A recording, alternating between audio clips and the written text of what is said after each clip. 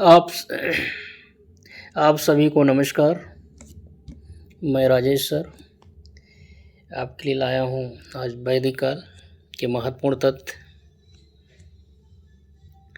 तो आइए शुरू करते हैं।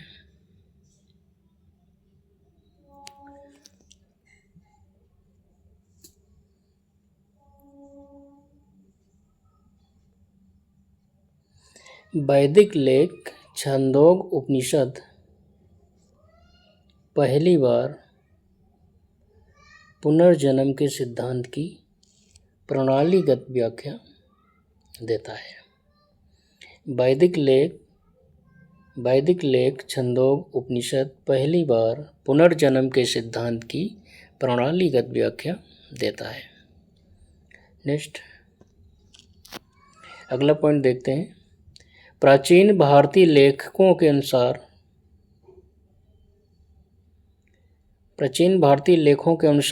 सरस्वती नदी और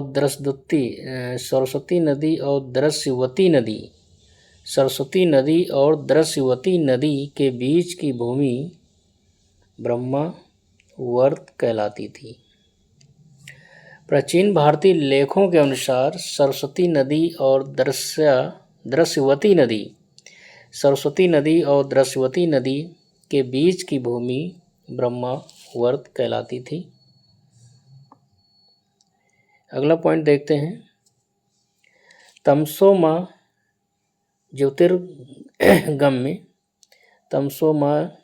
ज्योतिर्गम्य यह हमें अंधकार से प्रकाश की ओर ले चलो, यह कथन बृहदारण्यक उपनिषद में मिलता है। तमसो माह ज्योतिर्गम्य यह हमें अंधकार से प्रकाश की ओर ले चलो, यह कथन बृहदारण्यक उपनिषद से लिया गया है। नेक्स्ट पॉइंट देखते हैं।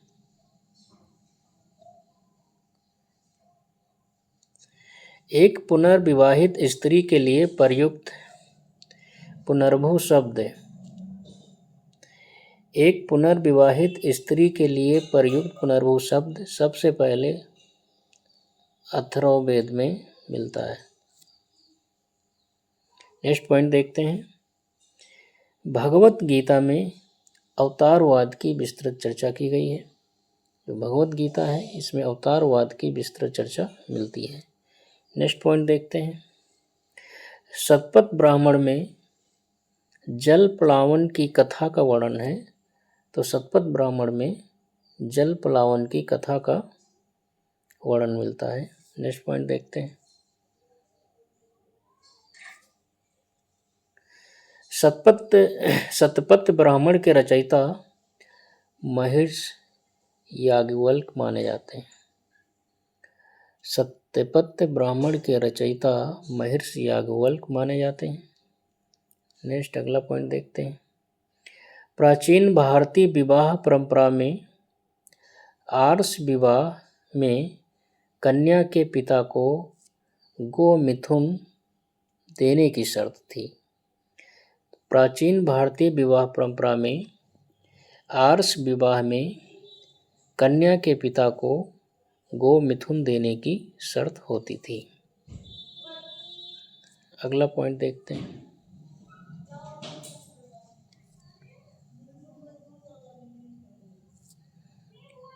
बलि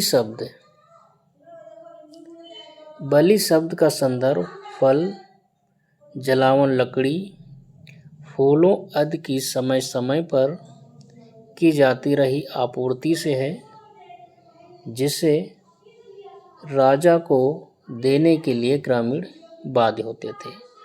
तो ऋग्वैदिक समय में बलि शब्द का इस्तेमाल किया गया है और बलि के रूप में जो प्रजा होते थे, जो ग्रामीण होते थे, वो राजा को जो है फल है, जलाने वाली लकड़ी है, फूल हैं, तो ये समय समय पर राजा को ग्रामीणों के द्वारा दिया जाता था। नेक्स्ट पॉइंट देखते हैं।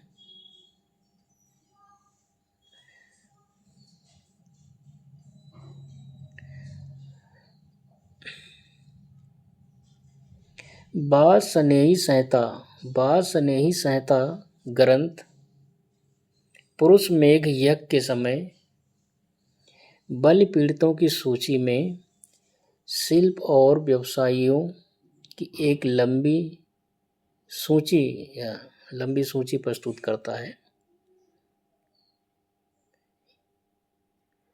तो बाज स्नेही संहिता ग्रंथ जो है पुरुष मेघ के समय बलि पीड़ितों की सूची प्रस्तुत करता है, जिसमें शिल्प और व्यवसायियों की एक लंबी सूची होती है। यहाँ पे गलत जो है टाइप हो गया है। तो जो पुरुष मेघ यज्ञ के समय जो बलि होती थी और उसमें जो है जो सूची मिली है उसमें शिल्प और व्यवसायियों की भी सूची थी कि कौन कौन से लोग जो है इसमें शामिल होते थे। ये बात संहिता में पाया गया है। नेक्स्ट पॉइंट देखते हैं। शुक्ल यजुर्वेद को बाज स्नेही संहिता भी कहा जाता है। जो शुक्ल यजुर्वेद है और इसी को बाज स्नेही संहिता भी कहा जाता है। तो शुक्ल यजुर्वेद जो है ये यजुर्वेद का भाग है और यजुर्वेद को दो भागों में बांटा गया है। एक तो कृष्ण यजुर्वेद, दूसरा शुक्ल यजुर्वेद। तो जो शुक्ल यजुर्वेद है इसी को बाज स्नेही संहिता भी कहा जाता है। नेक्स्ट पॉइंट देखते हैं। संहिताएं ब्राह्मण ग्रंथ, आर्यक, उपनिषद। संहिताएं जिसमें वेद आते हैं, ब्राह्मण ग्रंथ हैं, आर्यक हैं, उपनिषद को वैदिक साहित्य कहा गया है। तो ये क्वेश्चन इस प्रकार से आता है कि वैदिक साहित्य में कौन शामिल नहीं है। तो संहिताएं दे दिया, ब्राह्मण ग्रंथ दे दिया, आर्यक दे दिया और साथ में एक ऑप्शन बड़ा स्मृति दे दिया। तो इसमें स्मृतियाँ जो हैं वो इसमें शामिल नहीं हैं। तो इस प्रकार से पूछा जाता है। नेक्स्ट पॉइंट देखते हैं। वैदिक साहित्य को श्रुति भी कहा जाता है। वैदिक साहित्य को श्रुति भी कहा जाता है। नेक्स्ट पॉइंट देखते हैं।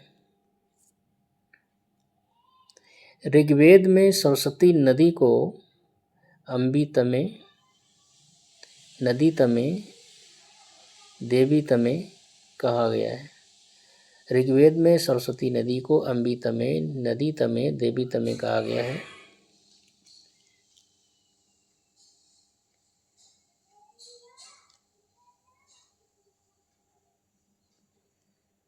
नेक्स्ट पॉइंट देखते हैं। यास्क को निरुक्त का प्रणेता कहा जाता है। तो निरुक्त का प्रणेता किसे कहा जाता है? यास्क को कहा जाता है। नेक्स्ट पॉइंट देखते हैं।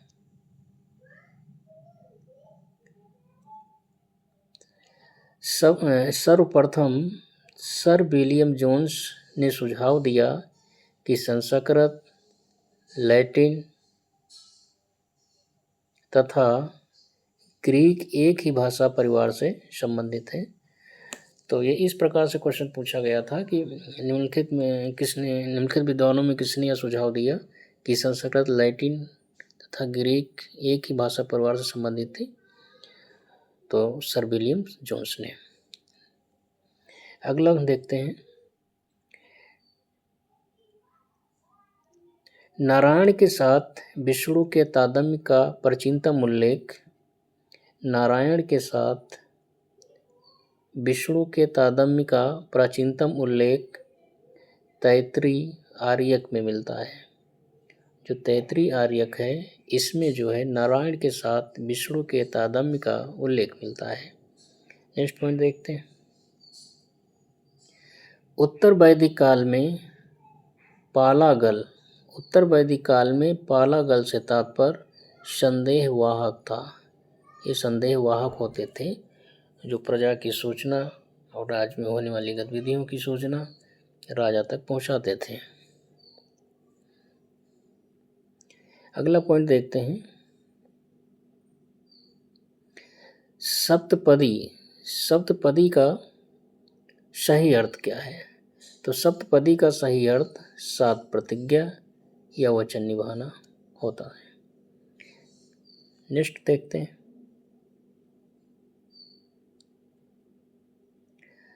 सर्वप्रथम यजुर्वेद ग्रंथ में हिरण्यकार शब्द मिलता है। सर्वप्रथम यजुर्वेद ग्रंथ में हिरण्यकार शब्द मिलता है। तो हिरण्यकार शब्द का उल्लेख सर्वप्रथम यजुर्वेद ग्रंथ में किया गया है। नेक्स्ट पॉइंट देखते हैं। उत्तर वैदिक काल में भागदुक, उत्तर वैदिक काल में भागदुक जो है ये कर संग्रह करने वाला अधिकारी होता था। तो उत्तर वैदिक काल में भागदुक कर संग्रह करने वाला अधिकारी होता था। नेक्स्ट देखते हैं। प्राचीन भारत में जो विधवा पुनर्विवाह कर लेती थी उसे पुनर्वहु कहा जाता था। प्राचीन भारत में जो विधवाएं अपना दोबारा विवाह कर लेती थी या पुनर्विवाह कर लेती थी उन्हें पुनर्वहु कहा जाता था। नेक्स्ट पॉइंट देखते हैं। यजुर्वेद की रचना गद्य और पद दोनों में की गई है। नेक्स्ट पॉइंट देखते हैं। 16 सूत्र, जो 16 सूत्र ग्रंथ है, 16 सूत्र ग्रंथ भारतीय गणित का प्राचीनतम साक्ष्य है। तो भारतीय गणित का जो प्राचीनतम साक्ष्य है वह 16 सूत्र है, जिसमें ज्यामिति संबंधी जो है व्याख्या की गई है, रेखी मापन बताया गया है, ज्यामिति के विषय में बताया गया है। तो ये सब 16 सूत्र मिलता है और इस 16 सूत्र ग्रंथ को भारतीय गणित का प्राचीनतम साक्ष्य कहा जाता है। नेक्स्ट पॉइंट देखते हैं। युद्ध का प्रारंभ मनुष्य के मस्तिष्क में होता है। युद्ध का प्रारंभ मनुष्य के मस्तिष्क में होता है, यह कथन कहाँ मिलता है? तो युद्ध का प्रारंभ मनुष्य के मस्तिष्क में होता है, यह कथन अथर्ववेद में मिलता है। नेक्स्ट पॉइंट देखते हैं। वेदों के काव्यात्मक हिस्से को संहिता कहा जाता है। वेदों का जो काव्यात्मक हिस्सा है उसे संहिता कहा जाता है। नेक्स्ट पॉइंट देखते हैं। युद्ध के लिए ऋग्वेद में गविष्टि शब्द का प्रयोग हुआ है। युद्ध के लिए ऋग्वेद में गविष्टि शब्द का प्रयोग हुआ है। युद्ध के लिए ऋग्वेद में गविष्टि शब्द का प्रयोग हुआ है। नेक्स्ट पॉइंट देखते हैं। वैदिक काल में गाय को अघन्या न मारे जाने योग्य कहा गया है। तो वैदिक काल में गाय को अघन्या न मारे जाने योग्य कहा गया है। नेक्स्ट पॉइंट देखते हैं। वैदिक काल में गाय के आधार पर दूरी का निर्धारण गवयुति से किया गया है। वैदिक काल में गाय के आधार पर दूरी का निर्धारण गवयुति कहा गया है। नेक्स्ट पॉइंट देखते हैं। वैदिक काल में गाय के आधार पर समय का निर्धारण सगवन से किया गया है, सगवन कहा गया है। गाय के आधार पर समय के निर्धारण को सगवन कहा गया है। नेक्स्ट पॉइंट देखते हैं।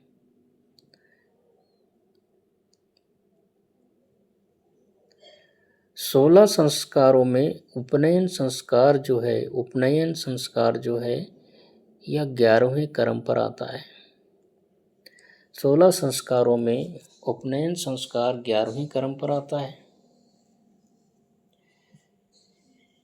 16 संस्कारों में विद्यारंभ 10वें क्रम पर आता है और 16 संस्कारों में वेदारंभ 12वें क्रम पर आता है। और नेक्स्ट देखते हैं। 16 संस्कारों में समावर्तन 14वें क्रम पर आता है। तो इस प्रकार से जो है ये क्वेश्चन पूछे जाते हैं, क्रम पूछ लिया जाता है कि 16वें 16 संस्कारों में उपनयन किस क्रम पे आता है? या इस प्रकार से 16 संस्कारों में 11वें क्रम पर कौन सा संस्कार है, उसमें 4 संस्कार दे देते हैं। तो जो महत्वपूर्ण 4 संस्कार हैं जो एग्जामों में पूछे गए हैं उनको हमने यहाँ पे लिया है। तो 16 संस्कारों में उपनयन संस्कार 11वें क्रम पर आता है, विद्यारंभ संस्कार ये 10वें क्रम पर आता है, वेदारंभ संस्कार 12वें क्रम पर आता है और समावर्तन संस्कार 14वें क्रम पर आता है। समावर्तन के बाद जो है विवाह संस्कार होता था जो 15वें नंबर पर, उसके बाद लास्ट अंत्येष्टि संस्कार। तो इस प्रकार से जो है ये संस्कार रहे हैं। अगला पॉइंट देखते हैं। वैदिक युग में सती प्रथा, पर्दा प्रथा, बाल विवाह जैसी सामाजिक कुप्रथाएं प्रचलित नहीं थी। तो वैदिक युग में सती प्रथा, बाल विवाह, पर्दा प्रथा, बाल विवाह जैसी सामाजिक कुप्रथाएं प्रचलित नहीं थी। नेक्स्ट पॉइंट देखते हैं। इंद्र को ऋग्वेद में पुरंदर के नाम से पुकारा गया है। नेक्स्ट पॉइंट देखते हैं। ऋग्वेद संहिता की 1/4 ऋचाएँ इंद्र को निर्देशित करती हैं। तो ऋग्वेद संहिता की जो है 1/4 ऋचाएँ इंद्र को निर्देशित करती हैं। नेक्स्ट पॉइंट देखते हैं। ऋग्वेद में घोड़े का उल्लेख 215 बार हुआ है। ऋग्वेद में घोड़े का उल्लेख 215 बार हुआ है। नेक्स्ट पॉइंट देखते हैं। अद्वैत काल या अद्वैतवाद की अनुभूति, अद्वैतवाद की अनुभूति उत्तर वैदिक काल में होती है। अद्वैत काल या अद्वैतवाद की अनुभूति उत्तर वैदिक काल में होती है। नेक्स्ट पॉइंट देखते हैं।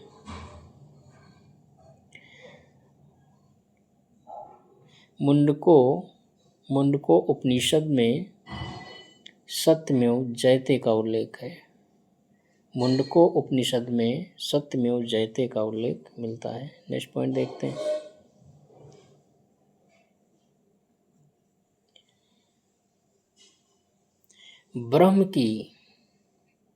ब्रह्म की सर्वप्रथम जानकारी बृहदारण्यक उपनिषद में मिलती है।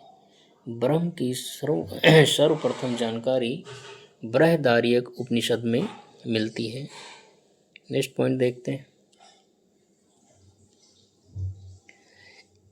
ऐतरेय ब्राह्मण में समुद्र पर्यंत पृथ्वी के शासक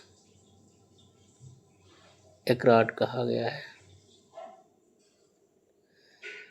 ऐतरेय ब्राह्मण में समुद्र पर्यंत पृथ्वी के शासक को एकराट कहा गया है। ऐतरेय ब्राह्मण में। नेक्स्ट पॉइंट देखते हैं। राजा की उत्पत्ति का सिद्धांत सर्वप्रथम ऐतरेय ब्राह्मण में मिलता है। तो राजा की जो उत्पत्ति का सिद्धांत है यह सर्वप्रथम ऐतरेय ब्राह्मण में मिलता है। नेक्स्ट पॉइंट देखते हैं।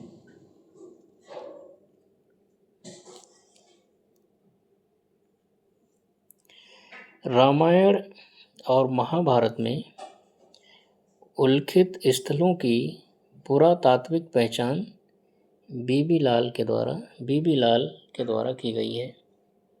नेक्स्ट पॉइंट देखते हैं।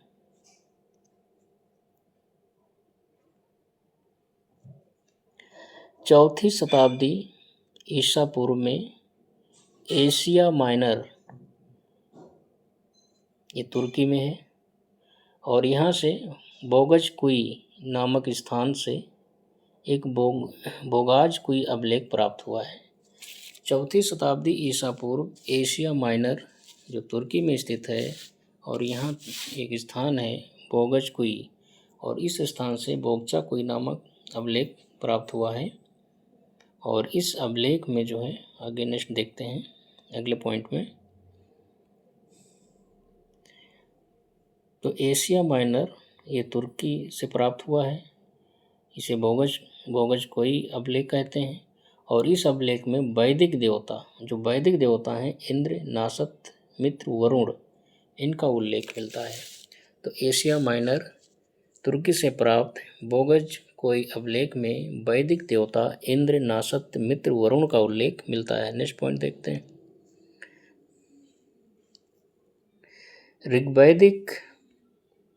ऋग्वैदिक काल में अस्वस्थ वृक्ष पीपल को कहा गया।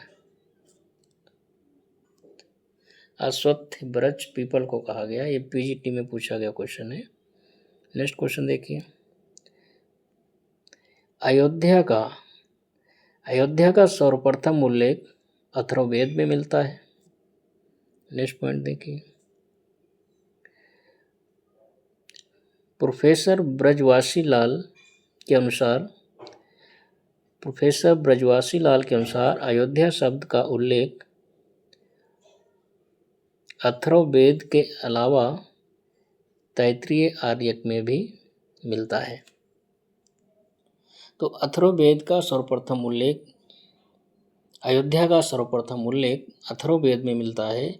लेकिन अगर ये पूछा जाए कि प्रोफेसर ब्रजवासी लाल के अनुसार अयोध्या का उल्लेख अथर्ववेद के अलावा और कहाँ मिलता है, तो तैत्तिरीय आर्यक में भी मिलता है।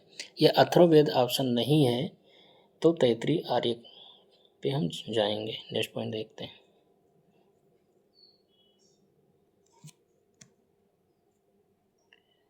उत्तर वैदिक कालीन विचारक कौत्स्य ने वेदों की महिमा का खंडन किया है। तो उत्तर वैदिक कालीन विचारक कौत्स्य ने वेदों की महिमा का खंडन किया है, मतलब वेदों का जो उनकी आलोचना की है, वेदों की आलोचना की है। और इसके अलावा वेदों की आलोचना करने वाले चरक भी हैं, उन्होंने भी वेदों की आलोचना की है। नेक्स्ट पॉइंट देखते हैं। ऋग्वेद के नवम मंडल के सभी सूक्त सोम देवता को समर्पित हैं। तो ऋग्वेद का जो नवा मंडल है, इसके सभी सूक्त सोम देवता को समर्पित हैं। नेक्स्ट पॉइंट देखते हैं। ऋग्वेद के तृतीय मंडल की रचना विश्वामित्र के द्वारा की गई। नेक्स्ट पॉइंट देखते हैं। ऋग्वेद का जो नदी सूक्त है, ये 10वें मंडल में है। नेक्स्ट देखते हैं।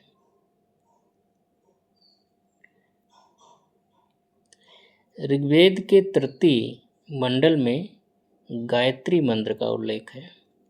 तो ऋग्वेद के तृतीय मंडल में गायत्री मंत्र का उल्लेख है। नेक्स्ट पॉइंट देखते हैं। गायत्री मंत्र जो है, यह सविता सूर्य देवता को समर्पित है।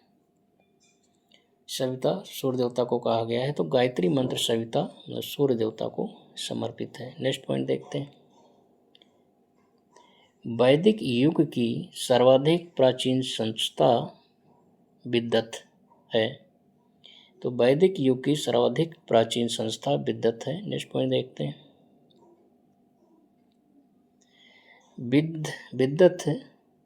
विद्वत संस्था में स्त्रियों के भाग लेने का उल्लेख प्राप्त होता है। तो विद्वत संस्था जो थी वैदिक युग में, इसमें स्त्रियां भाग लेती थी।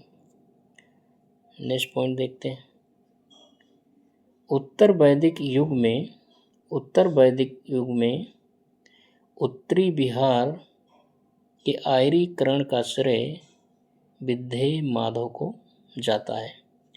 तो उत्तर वैदिक युग में उत्तरी बिहार के आर्यीकरण का श्रेय विदेह माधव को ज़्यादा है। इसके पीछे कहानी है, लेकिन कहानी अब मैं इसमें नहीं सुनाऊंगा। जब आगे हम विस्तार से पढ़ाएंगे, उसमें फिर समझाएंगे। ये रिवीजन नोट्स हैं, बस फटाफट आप लोग रिवीजन करिए। आगे जब हम इस विस्तार से स्टील को लाएंगे, तो उसमें सारी चीज़ें समझाई जाएंगी। अगला पॉइंट देखिए। शतपथ ब्राह्मण में विदेह माधव की कथा का उल्लेख है। तो शतपथ ब्राह्मण में विदेह माधव की कथा का उल्लेख है। नेक्स्ट पॉइंट देखिए। वैदिक साहित्य में वैदिक साहित्य में कुरु पंचाल मत्स्य को इन्हें जो है क्या कहा गया, ब्रह्म ऋषि देश कहा गया है। नेक्स्ट पॉइंट देखते हैं। उत्तर वैदिक काल में आर्यों को भारतीय भूगोल में कृष्णा नदी घाटी तक या दक्षिण भारत की जानकारी नहीं थी। तो उत्तर वैदिक काल में आर्यों को भारतीय भूगोल जैसे कृष्णा नदी घाटी तक दक्षिण भारत की जानकारी नहीं थी, क्योंकि उधर जो है आर्यीकरण नहीं हो पाया था। नेक्स्ट पॉइंट देखते हैं। 10 राजाओं के युद्ध का विजयी राजा सुदास था, और यह सुदास जो है त्रितसु जन से संबंधित था। विजयी राजा सुदास था और यह त्रितसु जन से संबंध रखता था। नेक्स्ट पॉइंट देखते हैं। 10 राजाओं के युद्ध में जो भरतों का जो पुरोहित था वह वशिष्ठ था। तो 10 राजाओं के युद्ध में भरतों का पुरोहित वशिष्ठ था। नेक्स्ट पॉइंट देखते हैं। वैदिक काल में दार्शनिक वाद विवादों की एक कुशल वक्ता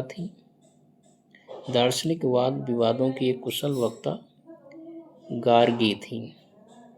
तो वैदिक काल में दार्शनिक वाद विवादों की एक कुशल वक्ता गार्गी थी। नेक्स्ट पॉइंट देखते हैं। याज्ञवल्क्य गार्गी स्वांद बृहदारण्यक उपनिषद में मिलता है।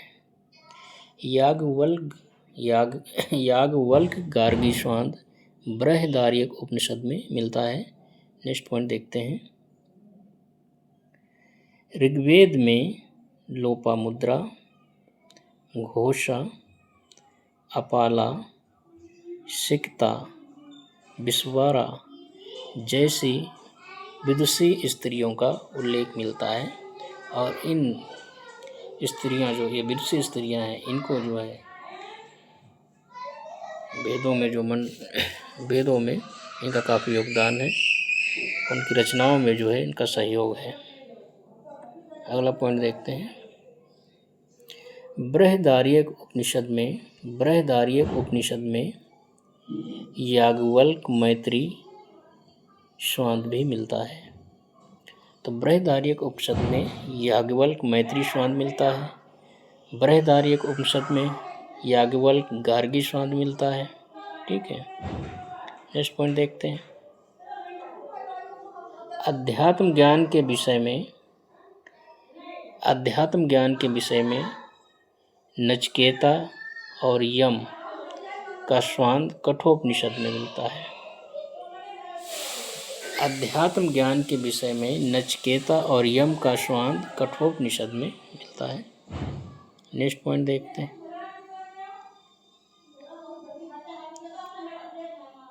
ऋग्वेद के वरुण देवता को जो वरुण देवता है उसे असुरी की उपाधि दी गई है। Next point. वैदिक काल में वरुण को जल देवता माना गया है। नेक्स्ट पॉइंट देखते हैं। ऋग्वेद में उल्लिखित कुंभा, कुरुमु जिसे कुर्रम कहा गया है, गोमती जिसे गोमल कहा गया है, सुवालू, स्वात नदियाँ अफगानिस्तान में बहती थी। तो कुंभा, कुरुमु, कुर्रम, गोमती, गोमल, सुवालू, स्वात नदियाँ ये अफगानिस्तान में बहती थी और इनका उल्लेख ऋग्वेद में मिलता है। नेक्स्ट पॉइंट देखते हैं। सतलज नदी का प्राचीन नाम सतदुरी था। जो सतलज नदी थी इसका प्राचीन नाम सतदुरी था। Next point. वैदिक काल में चिन्नाव नदी को अस्किनी के नाम से जाना जाता था। नेक्स्ट पॉइंट देखते हैं। वैदिक यज्ञ परंपरा में वैदिक यज्ञ परंपरा में जो होता था तो होता का संबंध ऋग्वेद से था। वैदिक यज्ञ परंपरा में होता का संबंध ऋग्वेद से था। नेक्स्ट पॉइंट देखते हैं। बाल खिल्ले, तो बाल खिल का संबंध ऋग्वेद से है, जो उसका एक भाग है। नेक्स्ट पॉइंट देखते हैं।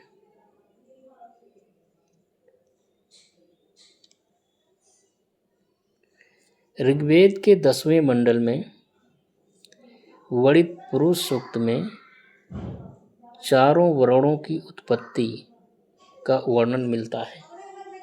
ऋग्वेद के 10वें मंडल में वर्णित पुरुष सूक्त में चारों वर्णों की उत्पत्ति का वर्णन मिलता है। नेक्स्ट पॉइंट देखते हैं।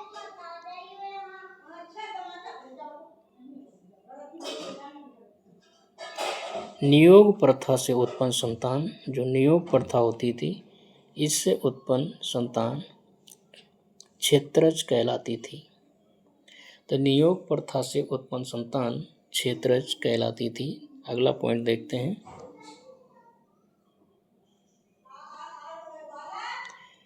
जो कन्याएं जीवन भर कुंवारी रहती थी उन्हें अमाजु कहा जाता था। तो जो कन्याएं जीवन भर कुंवारी रहती थीं उन्हें अमाजु कहा जाता था। नेक्स्ट पॉइंट देखते हैं। सबसे पहले चारों आश्रमों का उल्लेख जबालोपनिषद में मिलता है। तो सबसे पहले चारों आश्रमों का वर्णन जबालोपनिषद में मिलता है। नेक्स्ट पॉइंट देखते हैं। पूर्व वैदिक आर्यों का जो मुख्य व्यवसाय है वो क्या था? पशुपालन था। नेक्स्ट पॉइंट देखते हैं। ऋग्वेद काल में निष्क जो है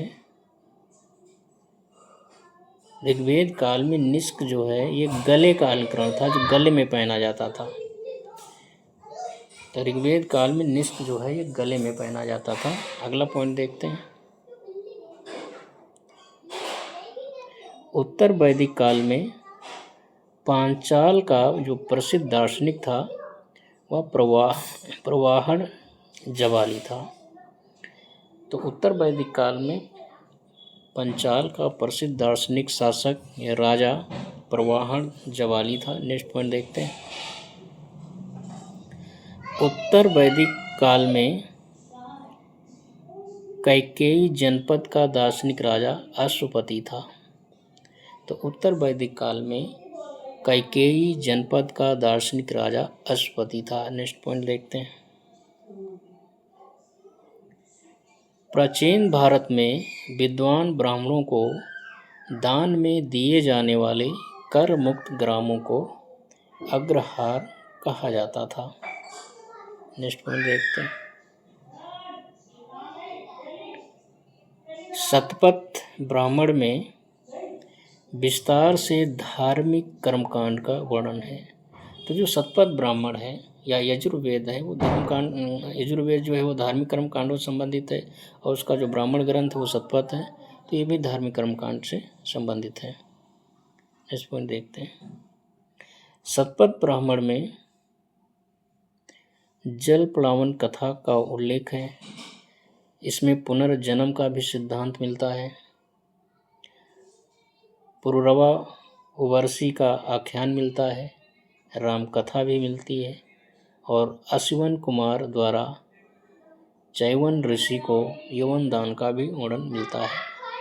तो इतनी सारी बातें जो हैं इसमें मिलती हैं। नेक्स्ट पॉइंट देखिए। शतपथ ब्राह्मण का संबंध यजुर्वेद से है। नेक्स्ट पॉइंट देखते हैं। कौस्तकी ब्राह्मण का संबंध ऋग्वेद से है। नेक्स्ट पॉइंट देखते हैं। यज्ञ कर्मकांड का पर्यवेक्षण करने वाले पुरोहित को यज्ञ कर्मकांड का पर्यवेक्षण करने वाले पुरोहित को ब्रह्मा कहा जाता था। नेक्स्ट पॉइंट देखते हैं। सामवेद के मंत्रों का गायन करने वाला उद्गाता कहलाता था। तो साम वेद के मंत्रों का गायन करने वाला उद्गाता कहलाता था। नेक्स्ट पॉइंट देखते हैं।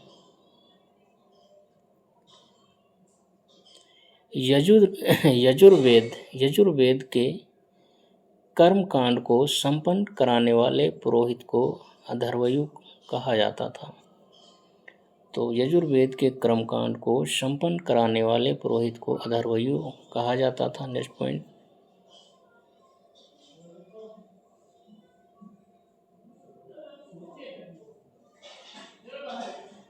सभा और समित को प्रजापति की 2 पुत्रियां अथर्ववेद में कहा गया है। नेक्स्ट पॉइंट देखते हैं।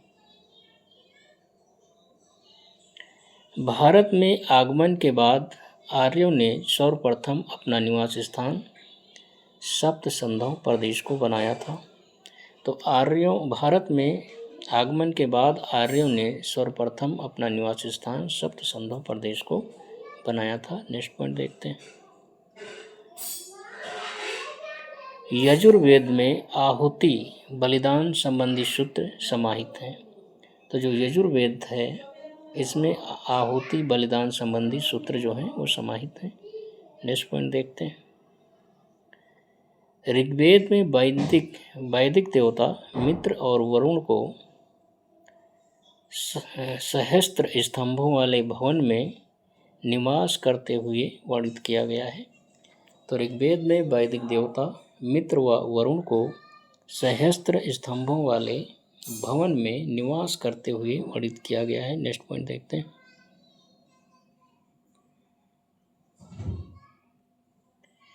ऐत्री ब्राह्मण में सोम यज्ञ का विस्तृत वर्णन मिलता है और सुनह शेष की आख्यान भी मिलता है। तो ऐत्री ब्राह्मण में सोम यज्ञ का विस्तृत वर्णन मिलता है और सुनह शेष की कहानी या आख्यान भी इसमें मिलता है। नेक्स्ट पॉइंट देखिए। ऋग्वेद संहिता की रचना सप्तसंधव प्रदेश में हुई थी। तो ऋग्वेद संहिता की रचना सप्तसंधव प्रदेश में हुई थी। नेक्स्ट पॉइंट देखते हैं। राजसूय यज्ञ का जो विस्तृत वर्णन है वह शतपथ ब्राह्मण में मिलता है। तो राजसूय यज्ञ का विस्तृत वर्णन शतपथ ब्राह्मण में मिलता है। नेक्स्ट पॉइंट देखते हैं।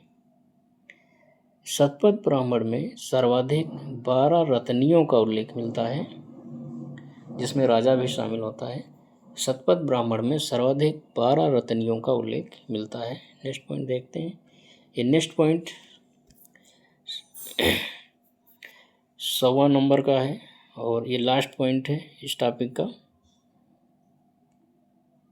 तो विष्णु धर्म सूत्र में सबसे पहले विवरण स्पर्श पद से संबंधित उस सामाजिक समूह के अर्थ में मिलता है जिसे जन्म के आधार पर स्थायी रूप से अछूत माने जाने की निंदा की गई है। तो विष्णु धर्म सूत्र में ये पहला विवरण ऐसा मिलता है जो अस्पृश पद से संबंधित है और जो जन्म के आधार पर स्थायी रूप से जिन लोगों को अछूत माना गया है उसकी निंदा जो है विष्णु धर्म सूत्र में की गई है। मतलब उस चीज़ का विरोध किया गया है कि जन्म के आधार पर कोई भी स्पर्श या अछूत नहीं होता है। तो इस बात का विरोध जो है विष्णु धर्म सूत्र में किया गया है। तो इस टॉपिक में 100 प्रश्न थे, 100 तथ्य थे जो हम लोगों ने कंप्लीट कर लिया है और ये काफ़ी महत्वपूर्ण है। इन्हें आप जो है ध्यान से बार बार पढ़ सकते हैं और ये एग्ज़ाम में आने वाले बिल्कुल तथ्य हैं। थैंक यू, धन्यवाद। आप हमारे साथ बने रहिए और मेरे चैनल को सब्सक्राइब करिए, अपने दोस्तों में शेयर करिए जिससे मैं कंटिन्यू जो है अच्छे से अच्छे वीडियो लाऊं। और ये महत्वपूर्ण तथ्य जो है समाप्त होने के बाद जो है मैं विस्तृत हिस्ट्री को लाऊंगा जो सारे एग्ज़ामों में आपके लिए महत्वपूर्ण होगा, चाहे नेट हो, चाहे IAS हो, चाहे PCS हो। और वो भी मेरा हैंड राइटिंग नोट्स है। वो एक ऐसा नोट्स है जो एक नहीं कई कई किताबों का संग्रह है, जो हमने बहुत सालों की मेहनत के बाद उसे कंप्लीट किया है, और वो आपको पढ़ने में मिल जाएगा। उसको पढ़ने के बाद आपको अन्य किताबें मार्केट से पढ़ने की आवश्यकता नहीं पड़ेगी। थैंक यू, धन्यवाद।